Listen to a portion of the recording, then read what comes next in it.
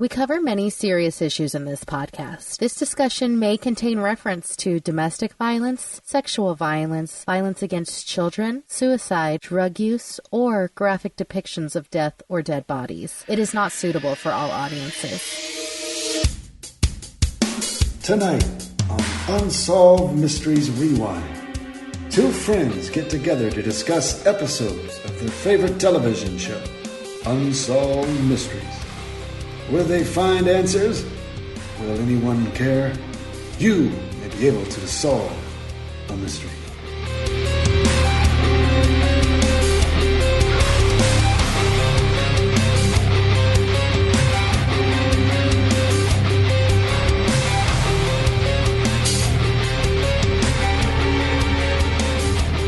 You are listening to Unsolved Mysteries Rewind. My name is Kim, and I am joined, as always, by my co-host, Mark. Mark, how are you? I'm doing well, Kim. How are you doing today? I'm doing very well, thank you. This is an interesting episode, and there's a whole lot to get to. Yeah, there's a lot of history. A lot. Yeah, we're talking about Season 4, Episode 8, which originally aired November 6th, 1991. I believe it was a cool day. I was getting ready for the coming of Thanksgiving. I was eating my last bit of candy from Halloween. I was 18, so I shouldn't have had candy. Sounds lovely. Well, it was not so lovely for a woman who we will call Sharon Johnson. Sharon Johnson is born 11 years after the attack on Pearl Harbor, but one day she decides to go to a hypnotist to try and lose weight. I guess what he would do is say, we're going to hypnotize you. Let's go back to your childhood when all these bad eating habits were first ingrained with you. And she remembered from her childhood that she had horrific nightmares about boats and smoke and water. And so he's like, let's run with that. And it turns out that she is basically the reincarnated spirit of a man named John Gillespie, and that he died on the Pearl Harbor attacks. Right. I don't know. Now, I do want to just talk about for just a moment this movement in the early 90s, which you would not have remembered, is way before your time, where they had there was a psychological movement to do anything. You could quit smoking through hypnosis. You could lose weight. You can do all of these type of things. And I think we might have even talked about it in a previous episode, talking about neuro-linguistic programming. And there was this whole amazing thing, and it was really ineffective. It was really a strange thing. I don't know how often you would go to, lose weight. Like, I want to lose 20 pounds. And all of a sudden, this other stuff is coming out. I wonder how that happens, because from what I understand, a hypnosis, when somebody's under hypnosis, they won't just randomly talk about things.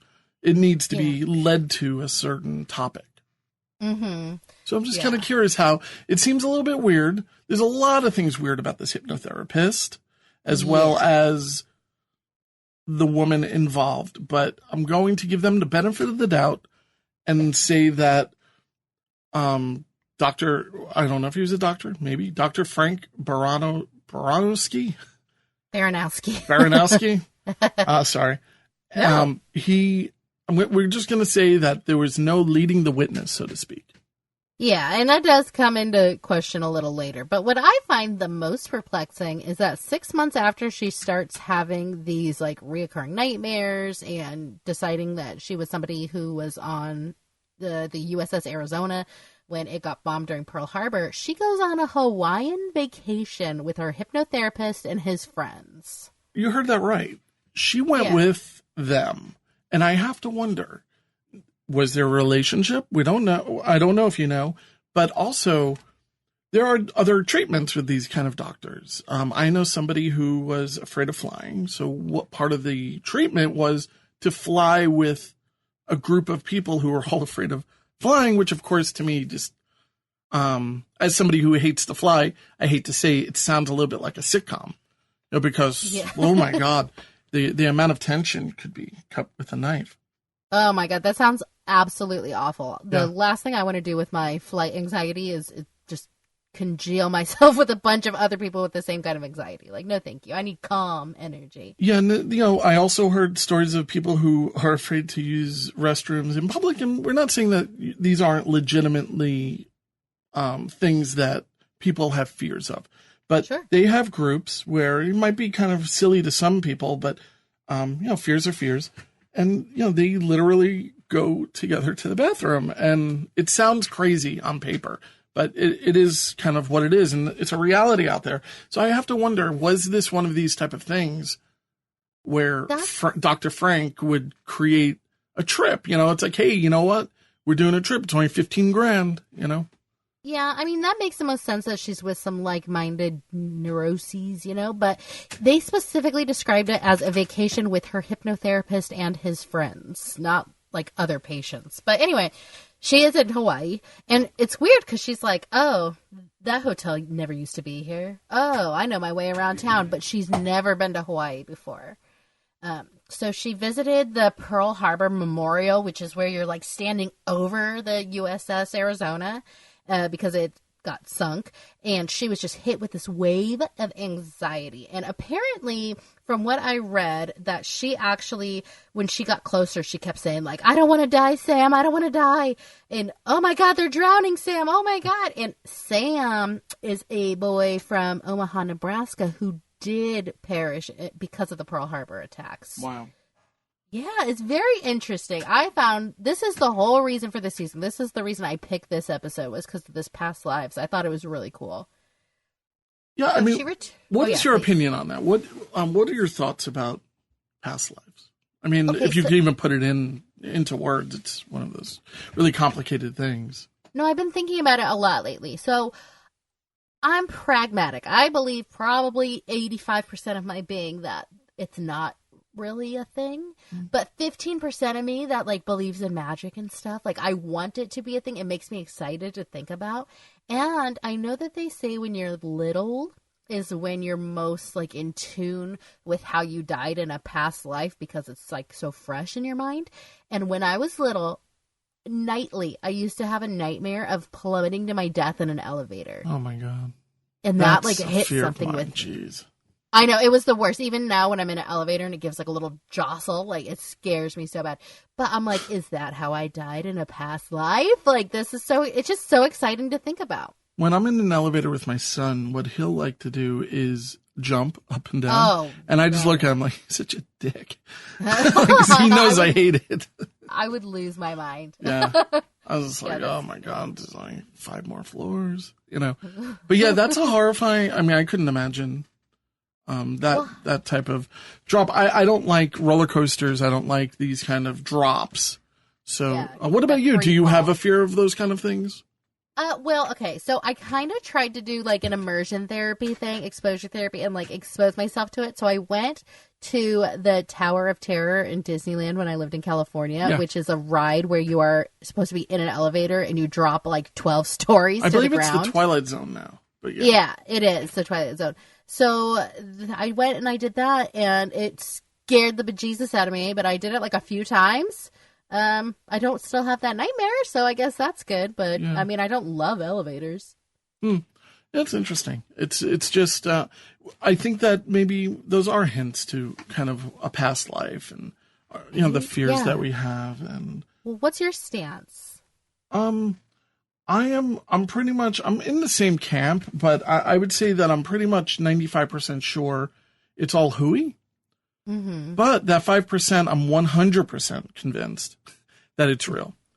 And that's the thing, is the stuff that's unexplained, like this incident, which is more than just being able to read a book, is, to me, 100% accurate. It convinces me that there's something. It's kind of like, do you believe in UFOs? Well, I believe that they're unidentified. I just, and that's exactly what UFO is.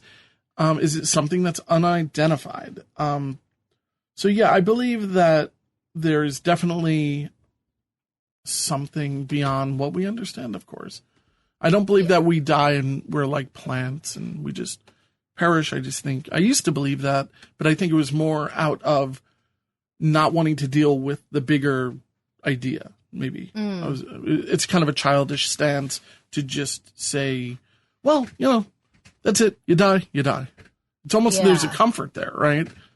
Yeah, and I think that if we didn't have the door open for the possibility of things that we can't explain, we probably wouldn't be doing this podcast. We probably wouldn't be as into Unsolved Mysteries. Yeah, what we're trying to do in the show, I think, very often is to, of course, talk about these stories and these events that truly happen, but also kind of understand what the hell's going on with these people in their head. It's very strange, but this is an event. This is a different type of story. There's an inkling to the paranormal, but but it's vetted.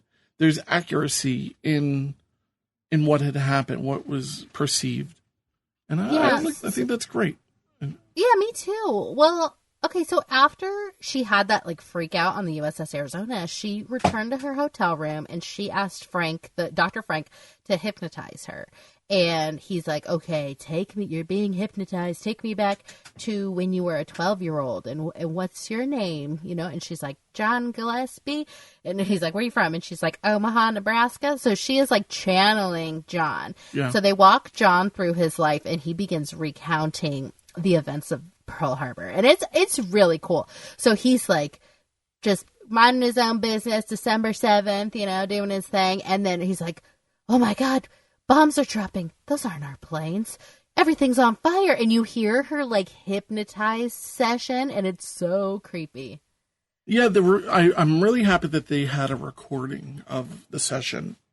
I think it's the accurate recording, is it? I mean, I'm assuming. I don't think so. Oh, no? Okay. No, I thought it was the real one. Oh, no, that's what I mean. Do you think it's the actual recording? Yeah. I thought you said actor. Yes. Oh, no. I'm sorry. But yeah, I think it is. It's chilling, actually, because, when you can you talk to somebody, you're like, yeah, you're full of crap. You can kind of, sometimes you can tell. And with her, there just seemed to be fear and there seemed to be a lot of passion. Yeah. And there didn't seem to be any type of, hey, what do you think of that type of attitude? Exactly. Yeah. And she's like, I got to get a gun. I got to get to a gun. And then all of a sudden it just abruptly ends because that's where we all kind of think John died. Mm-hmm. So adding to the validity of Sharon, and that's not her real name, but she wants to remain anonymous. She actually lists 9 buddies of hers as John that were on the boat with her. And she even gave his Navy serial number. So the hypnotherapist reaches out to his congressman, and the congressman's assistant listens to the tape and goes to the naval archives to see if those people even existed. Can you imagine this? It's just a weird. I know. We're in such a weird period of time in the country, right? I don't know. People would never do this for you today. It must have been a real beautifully slow day, Mm-hmm. I mean, it's when did this all take place? 1979. 1979. Yeah, I mean, there's not much going on. Well, there's a little bit of stuff going on with Iran, but there's, for the most part, he's probably like, yeah, why not? I'll look it up. I'm not doing much of anything. Yeah. Exactly. So he goes and he actually finds records of 8 of the 9 people that she mentioned that were serving on the ship. And Sharon tells us that John was enlisted, but he was said to have been in Long Beach on the day of Taussig. Okay. So we meet in the reenactment, we meet this general's son, captain's son, Ensig Taussig. And he was not on the list of the boat that day, but Sharon, as John, has Taussig in her memories as getting his leg wounded. So Unsolved Mysteries reaches out to Taussig, and it turns out that he did have to have his leg amputated. This is where my mind was flipped a little bit. So I was like, yeah, you know what? A lot of this stuff, whatever. Not that big of a deal. But when she started talking about injuries, specific injuries, I don't know. It's more than just luck. Yeah, and the fact that he actually did have his leg amputated because of Pearl Harbor. He didn't want to come on camera, but that's what Unsolved Mysteries tells us that he told them.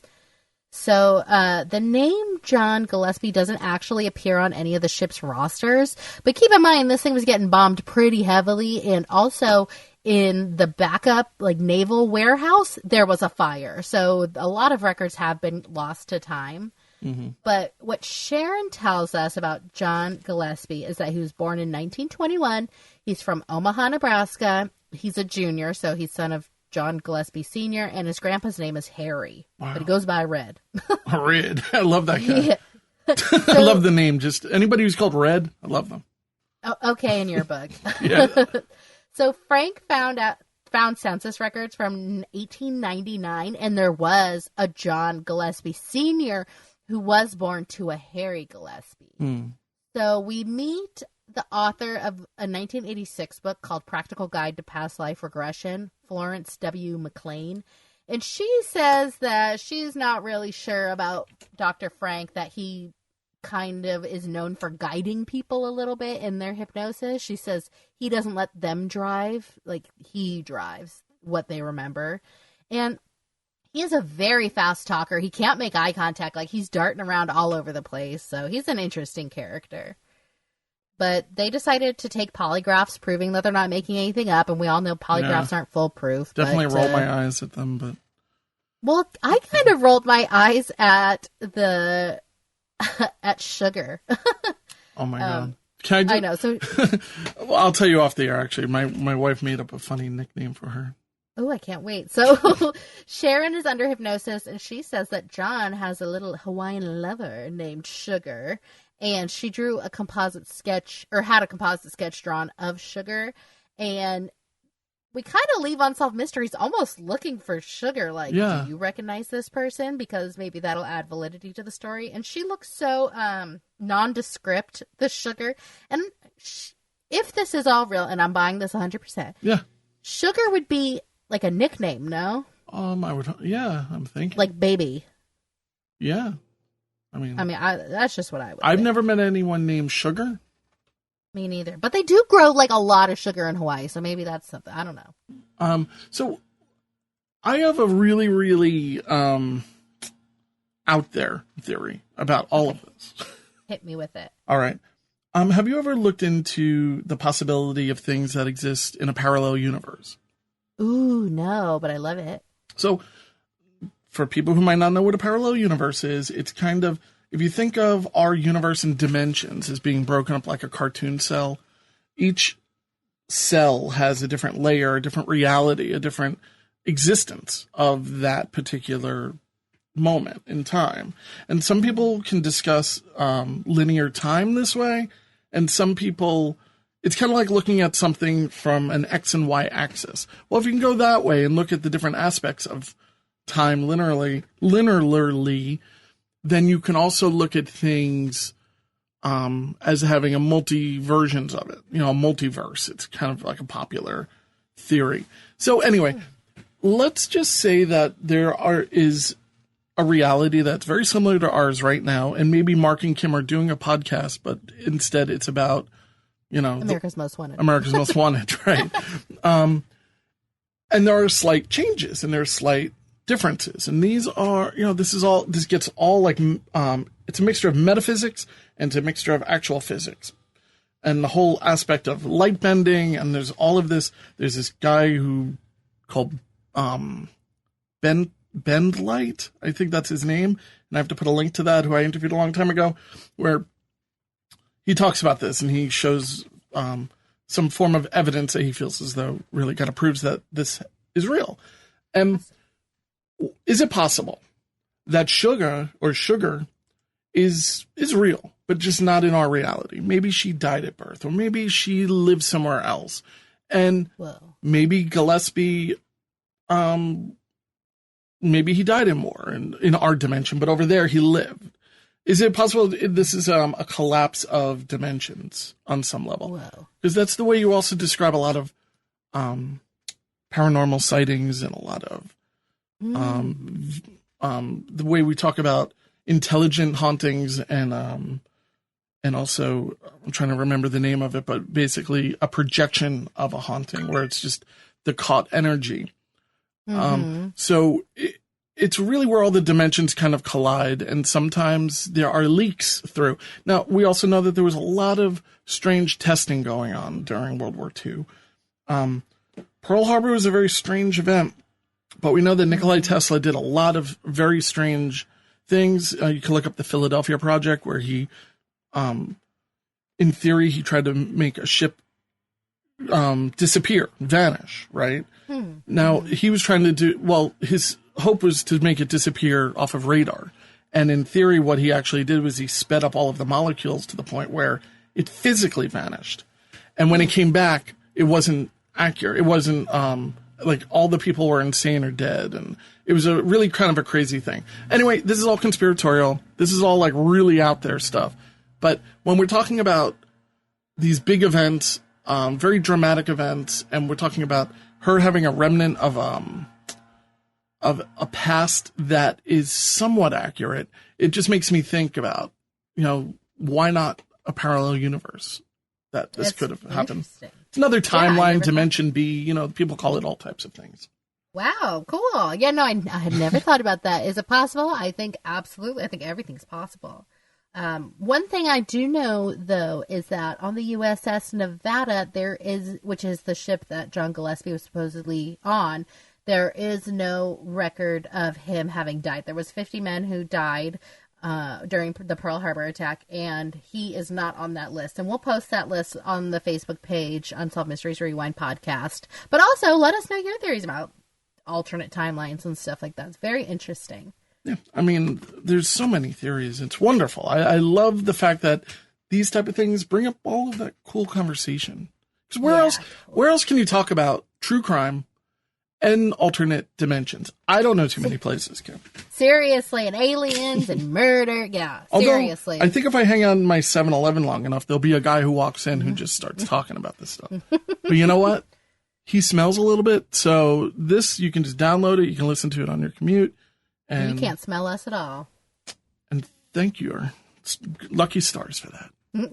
I am burning, I burn incense in every single episode that I do. Mm-hmm. I don't know. Did I mention that to you? I probably did. I knew that, yes. And it's just weird. I go through a decent amount of incense sometimes because I do so much recording for so many different podcasts. So if you burn incense, if you have any type of ritual like that, that's another thing we would love to hear from our listeners about. Totally. I don't know. Anything. Maybe not. I'm just kidding. Well, shall we hop a plane over to Littleton, Colorado? Yeah. Just scroll down here. Well, this is, oh wait, I just totally scrolled. Can you start that story? I don't know. I'm lost. So we're, November 21st, 1985 with Roger and Doris Jean, aka DJ Dean. They are a, middle-aged, fairly well-off married couple. There's an unfamiliar car parked outside of their home one day with a man who is inside of it. So at 7 a.m., Roger calls his wife from the bathroom into the bedroom. And I would be so mad at my husband for doing what he does. So he goes like, "Hey, babe, come out here." And she's like, "I'm in the tub." It's like trying to trick your dog into taking a bath. Yeah, exactly. He's like, no, come here. It's really cool. I got a treat for you. So in the his wife, yeah. But here's another thing.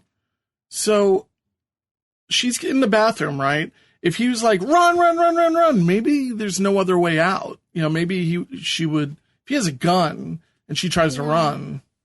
I mean, this is my household. I have high expectations that my husband would karate chop, disarm, whatever. But let me ask you, after seeing this, Kim, did you put a gun in your bathroom? No, well. and have a code word? That's a great point. The papaya is ready. Uh-oh, time to go. So he calls her in from the bathroom to the bedroom, and a masked man is there. And he ties her. He orders Roger to tie her up and blindfold her, and the men go into a separate room. So the wife is freaking out. She can hear them talking, but she's not really paying attention to what's being said. So the masked man comes back in. He starts going through the drawers in the bedroom, and he says a loud noise startled him, and he immediately leaves the room. So, and he's like, "How much cash is in your savings?" She's like, I don't know. So Roger's like, "I've got cash in the bank. I got $30,000 cash in the bank. Don't tell my wife." Yeah, exactly. So let's just go to the bank together and we'll go get it out. So for some reason, the gunman decides to shoot at Roger, and he I guess he's not going fast enough down the stairs or something, so he shoots the banister, but it kind of nicks Roger's arm, and Roger starts bleeding.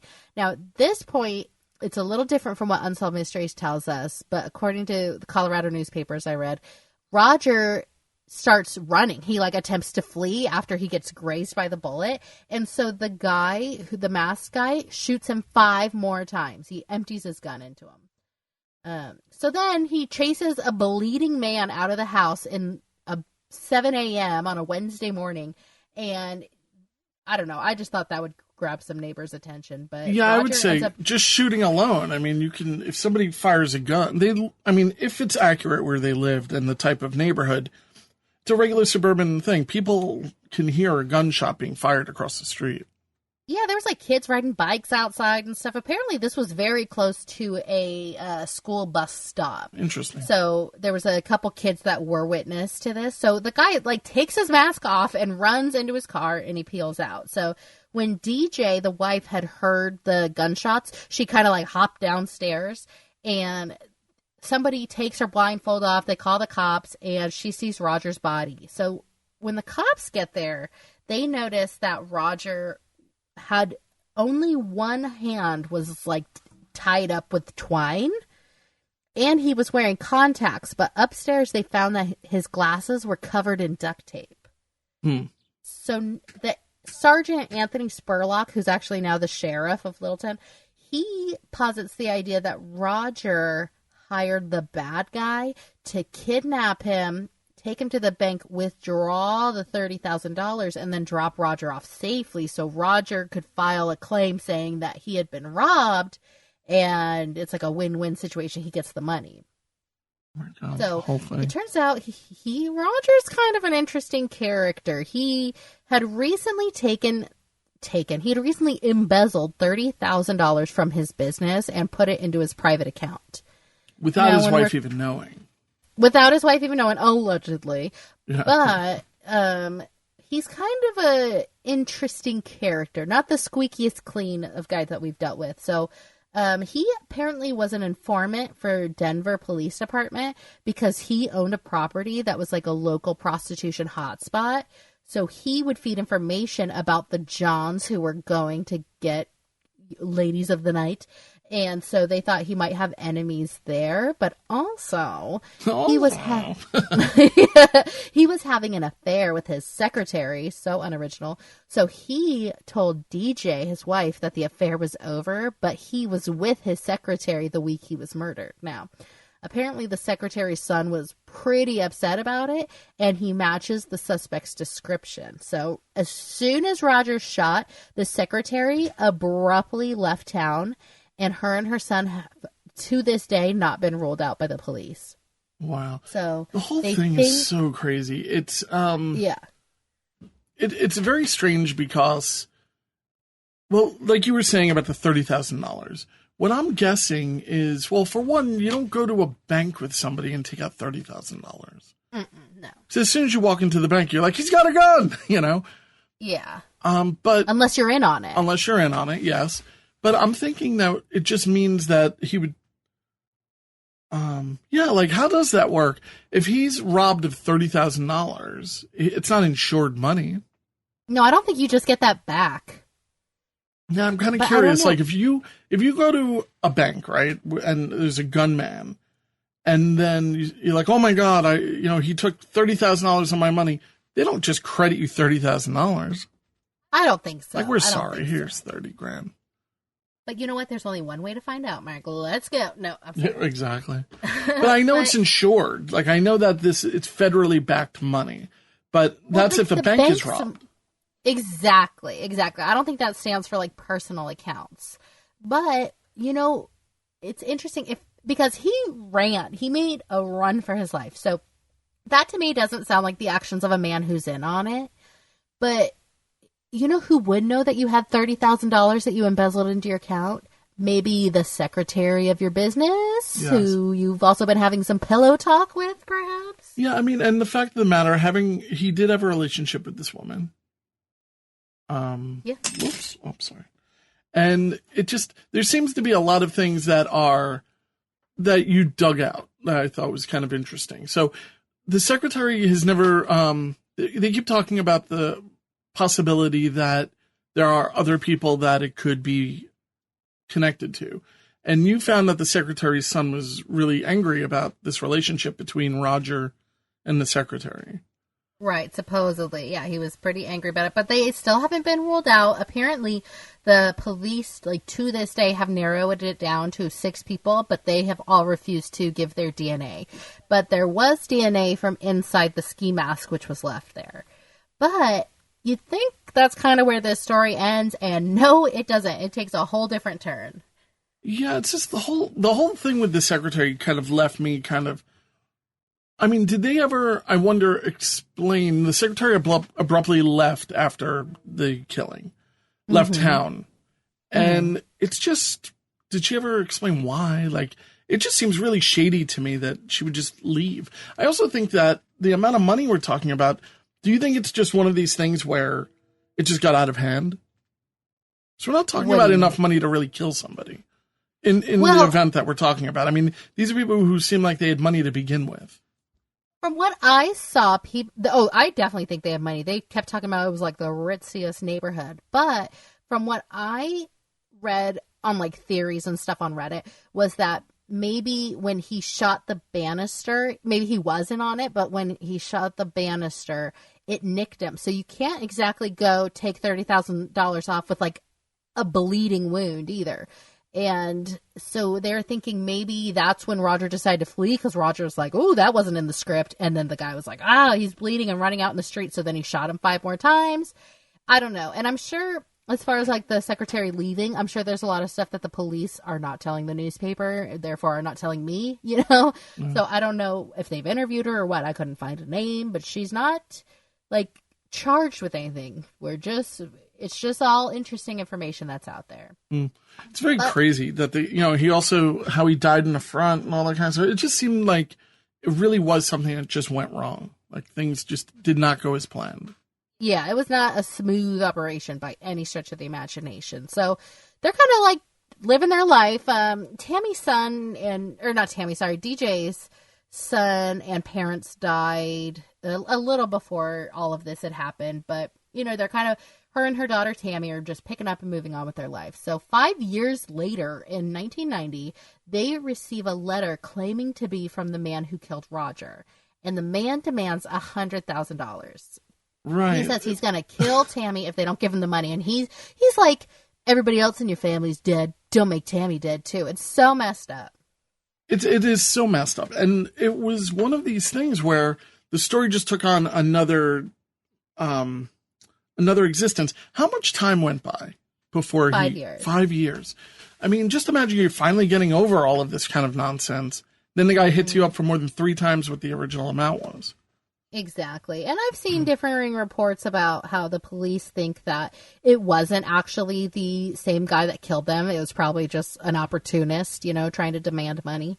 But basically, they're given round-the-clock protection. Their phones are bugged, everything. And the guy says, I want you to make a drop of the $100,000 this time in this place. Now, do you think they really do this for everyone?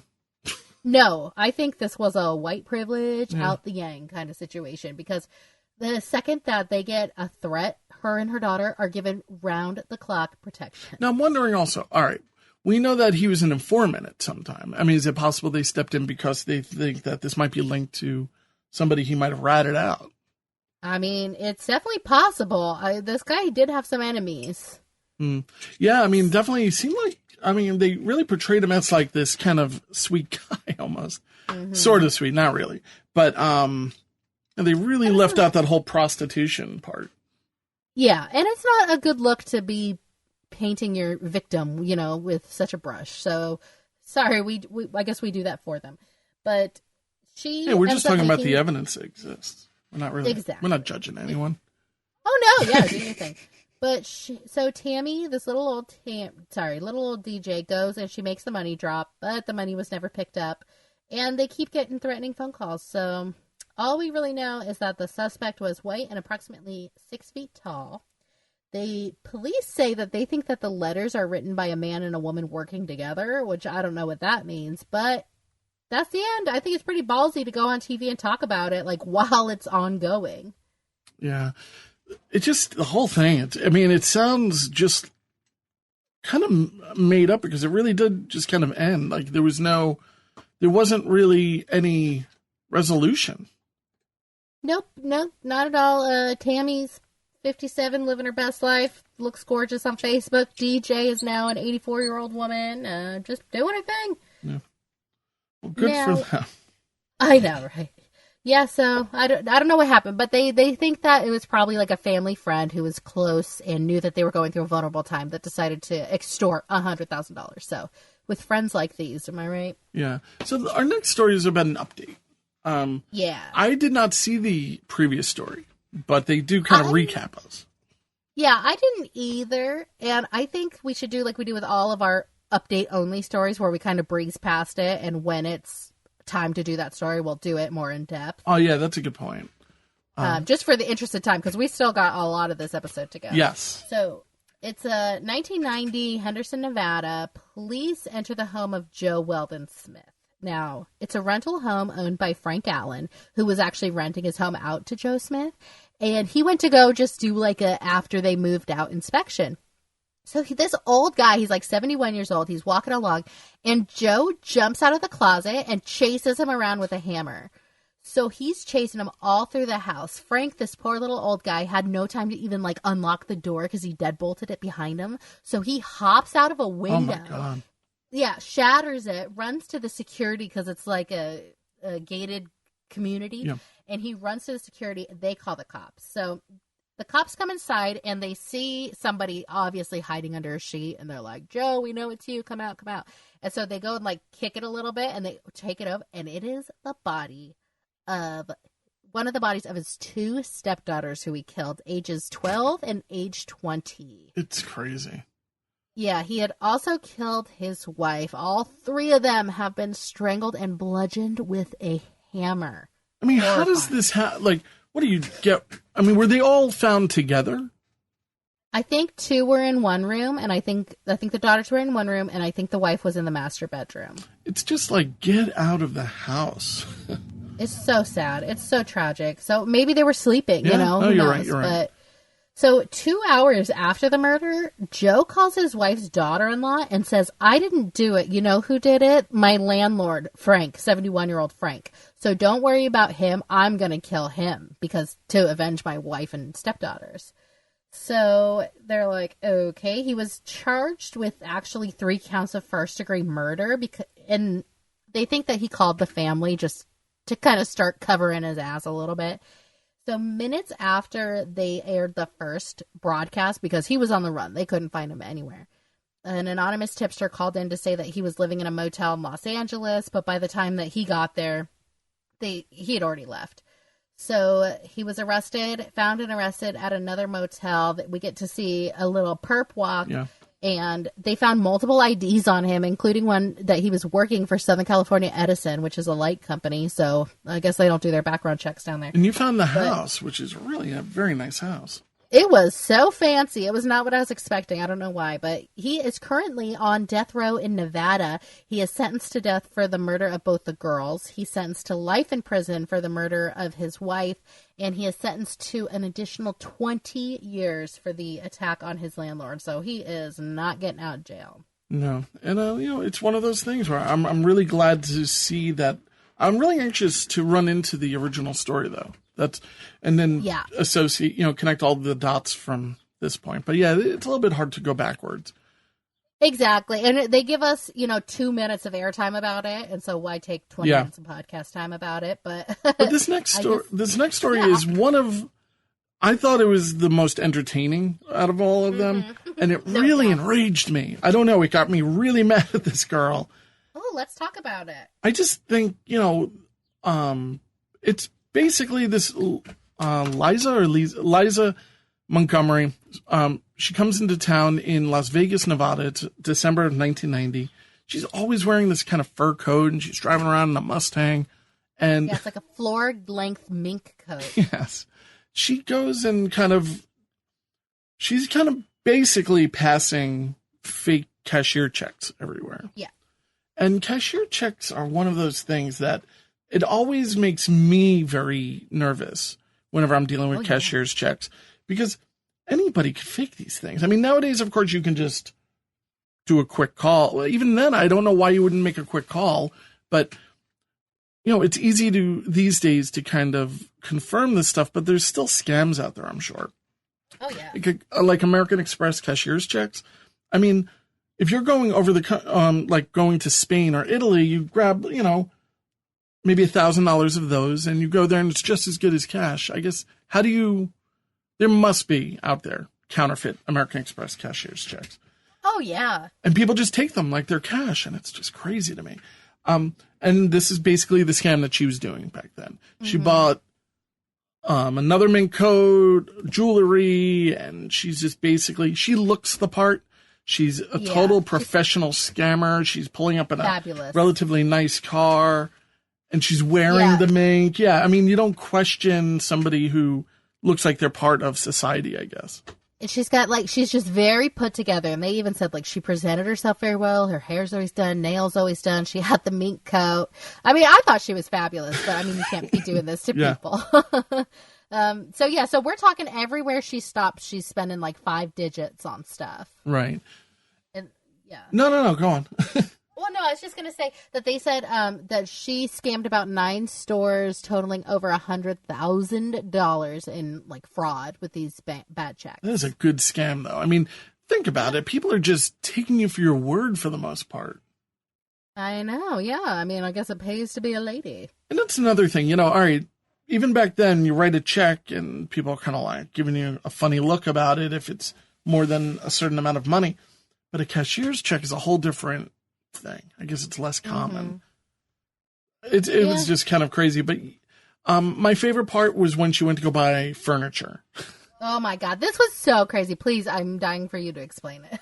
Well, she had to rent a moving van, right? Like a U-Haul type of thing. Yeah, they said it was like a dirty, broken down old moving van. And she's in this fabulous, dressed to the nines. And I wonder if it's more like she was hiring, it was probably her van. It's probably her partner's van. That's what I was thinking. They rented it. Oh, they definitely? Yeah, that's right. Yes. You could say the ID. And that's another thing. You pointed out they should never have rented it to her in the first place because it's not even a driver's license that she's offering. Yeah, we see her ID, and it's just one of those state IDs, and it says specifically this is not a driver's license. Yet they rent 2 cars out to her. Do you think she just would smile and people would just go, "Oh, she's not going this. She's an angel. She wouldn't be lying to us." I think you're right. And I think that definitely she'll flirt with the guy, and next thing you know, he's like, "Oh, all right, just make sure you don't do anything wrong." I think you're exactly right. And men are stupid, so they basically go and they start filling up this truck with $23,000 worth of furniture. Mm-hmm. Back then, I mean, it's ridiculous the amount. And she's like, "I don't care how you get in there, just get it in there." She's like, "Just toss it in. I don't care." They described her as being belligerent. Which, of course, thankfully kind of triggered a little bit of suspicion from the furniture salesman, who's like, I don't know. If I was a furniture salesman, I would probably just be counting my commission.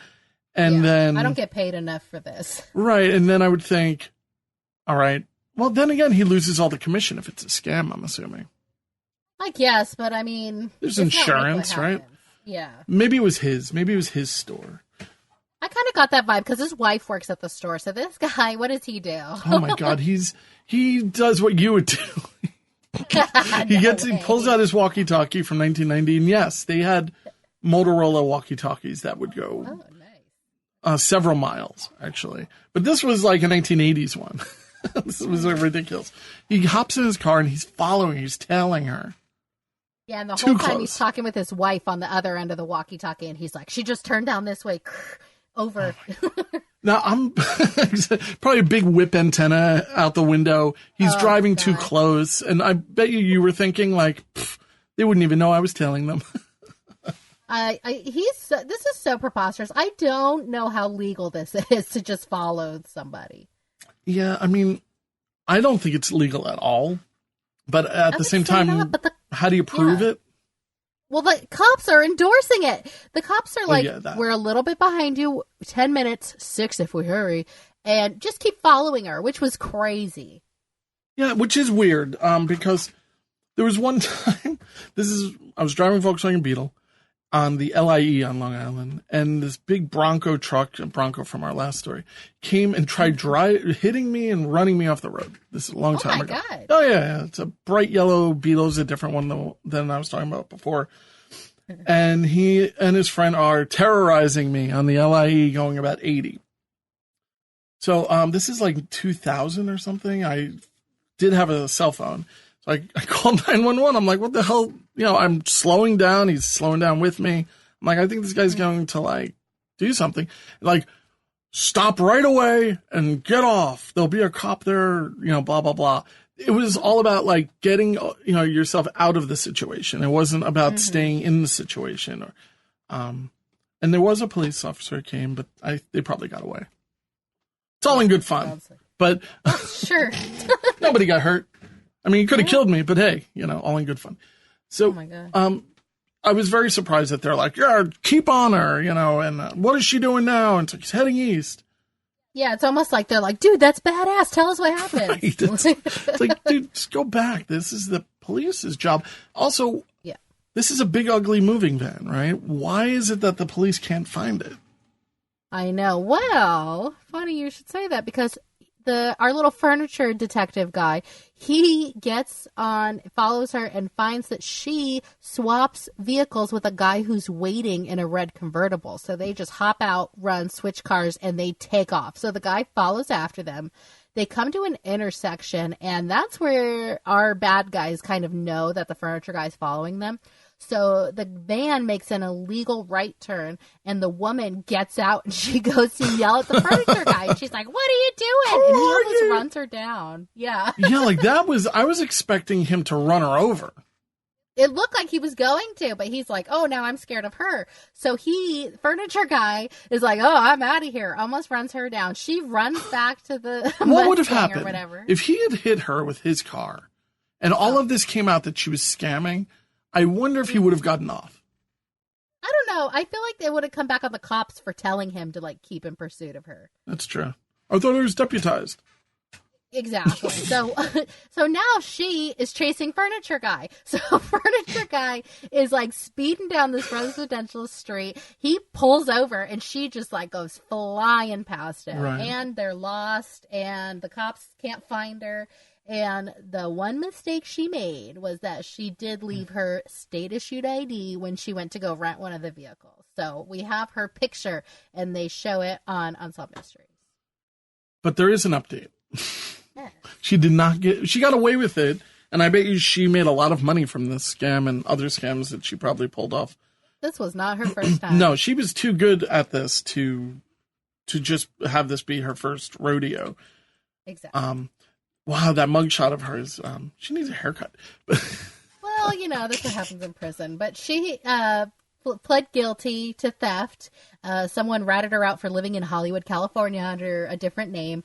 But she's kind of been in and out of jail ever since. Yeah, I mean, it's probably a part of her psyche. It's what she knows how to do. And there's really nothing... It just bothered me so much. Like, just stealing so much from these people. Yeah. And that poor guy chasing after them. That poor guy. That guy was stalking her. I did not feel bad for Furniture Guy at all. That was preposterous. But I feel bad for people who get robbed, obviously. But I thought that the whole Furniture Guy was crazy. Well, you're talking about, like, if it's a $23,000 sale, you're looking at $40 commission. Exactly. I'm not, and it was just kind of interesting to me how, I would imagine that there are scams all the time in Las Vegas. And it was just one of those, like, it's not going to happen again to me. I guess. Yeah, I guess you're right. And you know what? It was the most excitement that guy's ever had. I'm sure he still tells his wife about it all the time. Remember the time we were on the walkie-talkie? Let's watch the reenactment again, honey. Exactly. Probably best friends with the actors. Oh, I love this. having them over for dinner and stuff. But all right, so beautiful. February 4th, 1990, Orlando, Florida. We're getting into the southern territory of the country. Oh, that's right. I can feel the humidity right now. Well, February, it's not so bad. 3 days before my birthday. Oh. I was, I guess I would be turning 18 that year. Or 17, something like that. So, so two customers, this one is a crazy story. Two customers go into a gas station and they find that there's no one there. Mm-hmm. And they call the police. Probably after, like, having some snowballs or ho-hos or something. I don't think I would call the police if I walked in and there was no gas station attendant there. I would just be like, ugh, just my luck and storm out. Oh, like, I thought you said you would call the police. No, I don't think I would. I'm not really sure. I would probably go in there, and if there was no one there, I know that I would be like, hello. Mm-hmm. I would just be like, maybe they have diarrhea or something. Like, I don't know. I wouldn't think the worst has happened. Yeah, I'd look for the camera, I guess, and just steal a lighter or something. No, I would not steal a lighter. So I'm not really sure. I don't think either one of us are busybody enough to want to get so involved. Exactly. But yeah, I mean, basically, so they find out, they call the police, and the police come, and they basically are looking around, and they're saying nothing's out of order. But yeah, they find her work shirt folded and like put behind the counter, and there's like a carton of chocolate milk and coffee behind the counter on top of a stack of paper, and just her car is in the parking lot. It's locked. Her purse is in there with an uncashed paycheck, by the way. So just interesting stuff. The name of this clerk who's supposed to be there is Deborah Deanne Poe. She's 26 years old. Yeah, and she just moved to Orlando a few months beforehand, and I don't know, it seemed like she was settling in. You know, she had a friend. I don't know if this was a boyfriend or a friend. It was certainly a boy and a friend, and you know, he would check in on her in the middle of the night, which I think is really nice in a lot of ways. Like, you know, yes, it's 3 a.m. I mean, it's she works. Okay, she works the overnight shift. They said it was from 11 p.m. until 7 a.m. at a gas station, all by herself. And she also works full-time at the local newspaper. So her boyfriend would stop in and check on her, but also she had other friends, like you said, that would kind of come in and check on her, just make sure she's doing all right, because homegirl is working hard. But 2 weeks before she got missing, a naked man hopped over the counter and tried to assault her. Now, this is an update that you dug up. This was not in the original story. I just want to preface that. They could have added, in my opinion. Oh, yeah. It adds a lot to the story. Yes. So I went to thank Sherlock Holmes, a.k.a. Crime Blogger 1983, because I did get some information from him. So the naked guy hops over the counter, attempts to assault her. She runs outside, runs around the gas pumps. He is still following her, and she's able to lose him enough that she can get back inside and lock the door. So ever since that, her boyfriend was like, I'm going to check on you like every 4 hours. He actually worked there with her several nights, just sitting there. Which is so nice. Like, I mean, yeah. We all need a friend like that sometimes. Yeah, and she was like, you don't need to stay with me all the time. Like, I'm a grown woman. I can handle my stuff. There's no sense in both of us being tired. So, like, the 3 days before she went missing is when he stopped being there all the time, but he would still check on her periodically. So her friend visited her, and we know for a fact that she served customers until at least 3:05 a.m. When her friend comes back to chat with her and do a check on her at around 3:50 a.m., they couldn't find her, and the friend is the guy who called the police. No, there's no surveillance footage of this, right? No, not at all. But I'm pretty sure they had surveillance footage back then. I mean, not of this, but I mean, in gas stations and 24-hour type of places.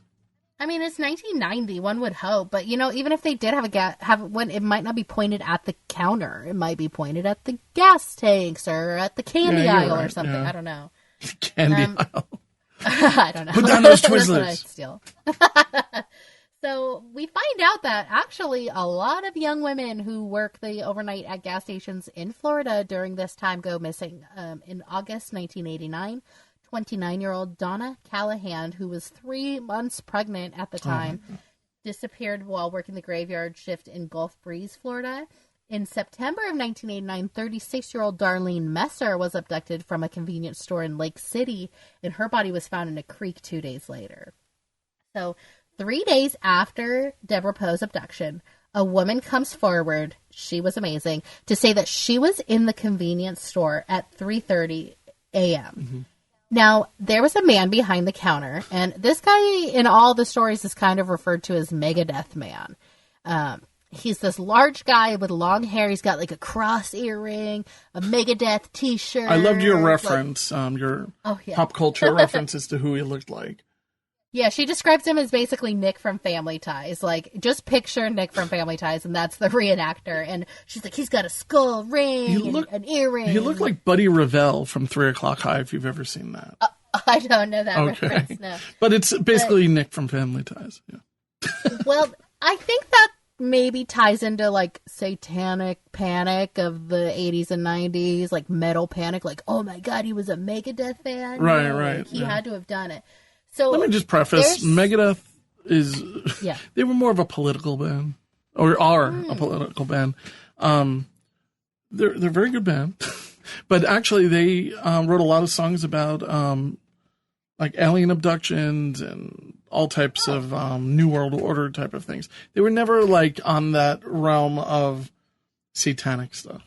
Just want to clear the air on 80s and 90s metal. Thank you. Thank you. Yeah, thank you. No, sorry, my bad. So she says that he was behind the counter and she wanted to get cigarettes. And I don't know if this is accurate or not, but she was flirting with him. Yes, she was. She was like, "What's up, big fella?"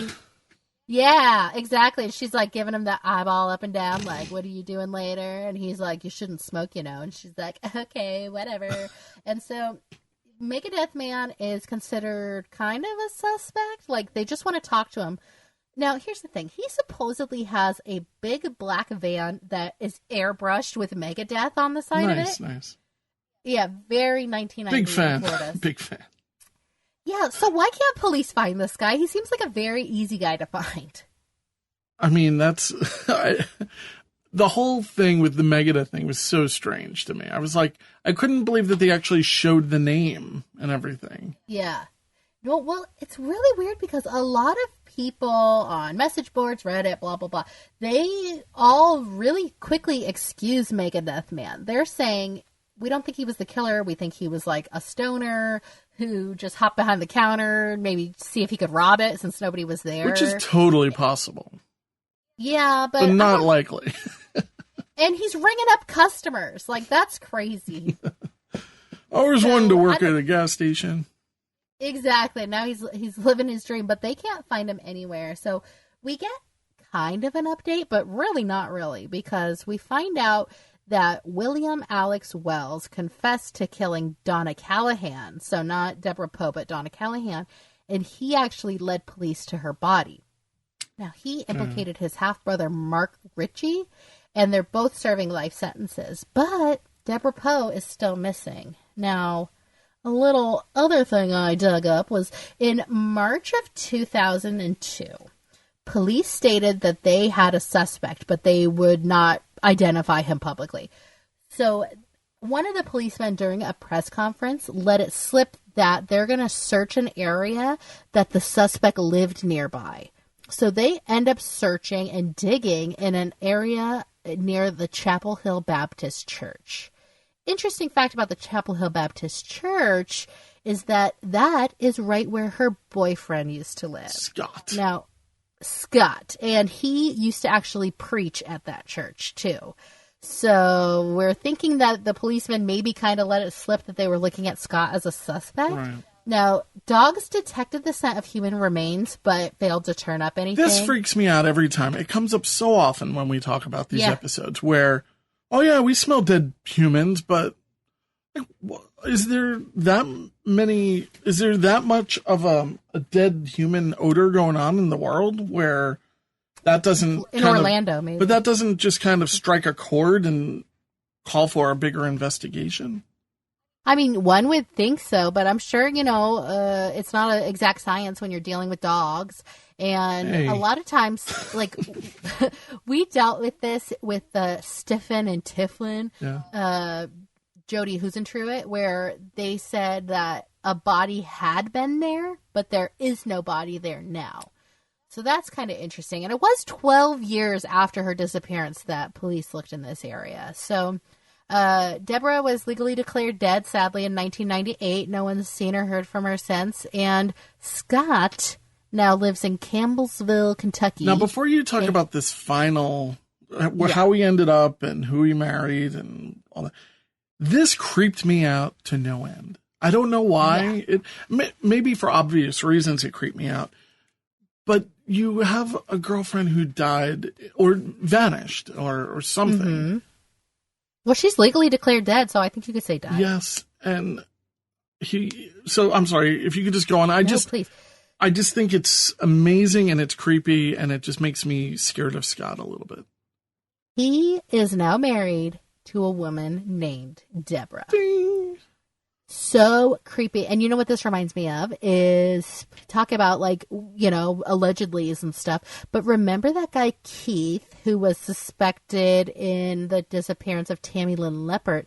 He married a woman named Terry Lynn right after.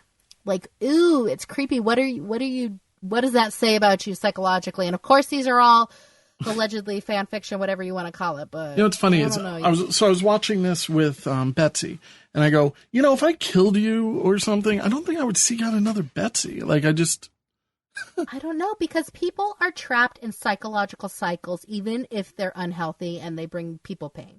Like, you might want to marry somebody named Betsy on a psychological level because you're trying to do the whole thing over again and do it right this time, or maybe do it wrong again this time because that's what's comfortable to you. Is there a correlation, do you think, between the name and taking a trophy that we see people taking very often? Maybe you're not able to take a trophy, but what you can do is take the name. I mean, I'm not going to outright say but yeah. I think, yes. We're not saying Scott's guilty. Weird. We're not saying that he didn't just meet this Deborah too, and, and it's very possible. It's completely 100% fine, and most likely it is. It's just, I tend to think coincidences are just very, it's too uncommon to be just a regular coincidence, but coincidences do happen, I guess. Yeah, exactly. And that's all we can say. I totally agree with you. Does Sherlock Holmes have a website or something you could cite to thank him so much for this information that he was able to provide the show? Let me pull it up. So it's crimeblogger1983.blogspot.com. And if you have missing person stories, like he has a lot of lesser known missing person stories where he will interview people close to the situation. With the Tammy Lynn Leppert situation, I used some information from Sherlock Holmes. He mapped out Google Maps of the different scenarios for how long it would have taken suspects to drive from here to here or here to there. He has a wealth of information, and I think that he's a really good amateur sleuth. So I would recommend checking him out because he does a lot of good work. Yeah, I mean, if you happen to be listening, I can't thank him enough for providing this information to the public and to further your investigation. And we, of course, we'll put a link to that in the show notes. And if you have if he ever wants to reach out to us, if he ever wants to make a correction or an update, you just reach out to us. It's easy. Yeah, he'll find it. He's good. He'll find it. Boy. Yeah, exactly. It's kind of like he doesn't even need our names or anything. He'll just call my phone probably. Jeez. But Kim, as always, thank you so much for getting together. The pleasure was all mine. Thank you. If you enjoyed this podcast, please consider subscribing and leave us a review. It would be really great. It means a lot in the whole algorithmic world that we live in. Yeah, it helps us get found. And also, if you want to check us out at Unsolved Mysteries Rewind, we will post links to our favorite amateur sleuths. We post pictures that we talk about for the episode, and we just have fun conversations there. Do you believe in past lives? Do you not? Hop on Facebook. Let us know. Tonight, we have been confronted with an entire catalog of unexplained and unsolved events. Tune in next time as Unsolved Mysteries Rewind discusses another collection of unsolved mysteries. Until then, we can only look and wonder.